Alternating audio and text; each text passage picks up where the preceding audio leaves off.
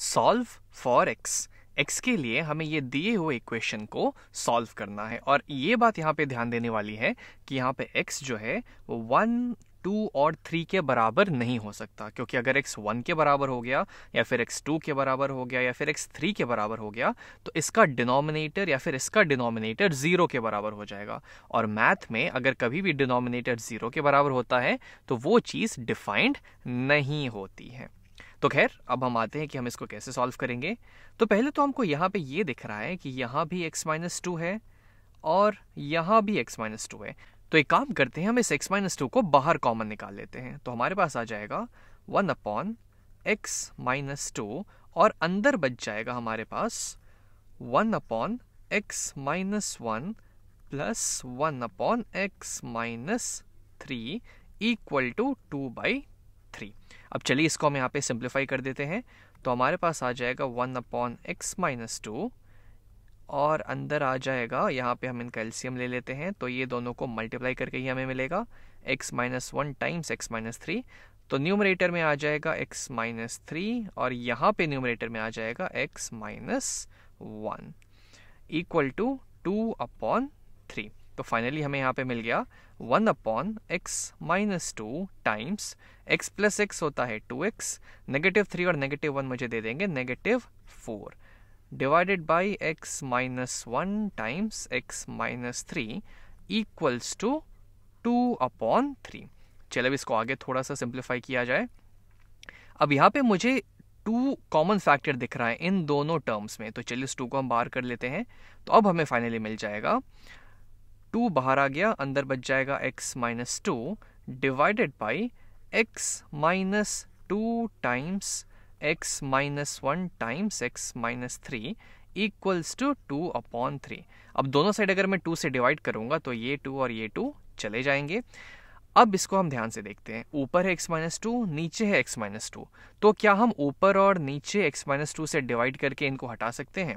तो बिल्कुल कर सकते हैं, क्योंकि यहाँ पे हमें दिया हुआ है कि x जो मेरा है वो 2 के बराबर नहीं हो सकता है। यानी क्या, अगर ये चीज़ पॉसिबल है, अगर x 2 के बराबर नहीं है तो ये वाला एक्सप्रेशन ये कभी 0 के बराबर होगा ही नहीं। यानी क्या कि हम इसको अब डिवाइड कर सकते हैं। तो ऊपर नीचे जैसे ही मैं x-2 से डिवाइड करूंगा तो ये और ये हट जाएंगे और फाइनली मेरे पास आ जाएगा 1/x-1 टाइम्स x-3, ये है 1/3 के बराबर। दोनों साइड हम दोनों हैंड्स पे हम लोग इसका रेसिप्रोकल ले लेते हैं। तो x-1 टाइम्स x-3 मेरा 3 के बराबर हो जाएगा और अब हम इसे सॉल्व करेंगे। तो शायद आपके मन में ये ख्याल आ सकता है कि इसको मैं एक एक करके, जैसे कि हम अक्सर करते हैं, 2 हमारे पास एक्सप्रेशंस होती हैं जो कि मल्टीप्लाई रहती है और वो 0 के बराबर होती है। तो या तो हम इसको 0 के बराबर कर देते हैं या तो इसको 0 के बराबर कर देते हैं और यहाँ से x की वैल्यू निकाल देते हैं। लेकिन वो चीज़ हम यहाँ पे नहीं कर सकते हैं, क्योंकि यहाँ पे 0 नहीं है, यहाँ पे 3 है। अब हमको यहाँ पे ऐसे देखना है कि दोनों का मल्टीप्लिकेशन हमें 3 दे रहा है, 0 नहीं। 0 होता तब तो कोई बात नहीं, अगर ये 0 होगा तो ये कुछ भी हो, हमें फ़र्क नहीं पड़ता, क्योंकि 0 मल्टीप्लाइड बाई एनीथिंग 0 ही होता है। लेकिन यहाँ पे फ़र्क पड़ेगा, यहाँ पे ऐसा नहीं है। तो उसको करने के लिए पहले तो हम इसको यहाँ पे एक्सपैंड कर लेते हैं। तो हम इस x को इस पूरे से मल्टीप्लाई कर देंगे, तो ये हो जाएगा x टाइम्स x-3, फिर इस -1 को इस पूरे से मल्टीप्लाई कर देंगे, -1 टाइम्स x-3 इक्वल्स टू 3। तो यहाँ पे हमें मिल जाएगा x² -3x minus x plus 3 equals to 3 के बराबर।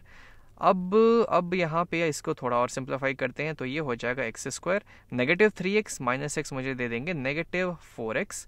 दोनों साइड अगर मैं 3 सब्ट्रैक्ट करूँ तो ये और ये कैंसिल हो जाएंगे, तो इक्वल टू ये 0 के बराबर हो जाएगा। अब यहाँ और यहाँ x कॉमन फैक्टर दिख रहा है, तो x को हम बाहर कर लेते हैं।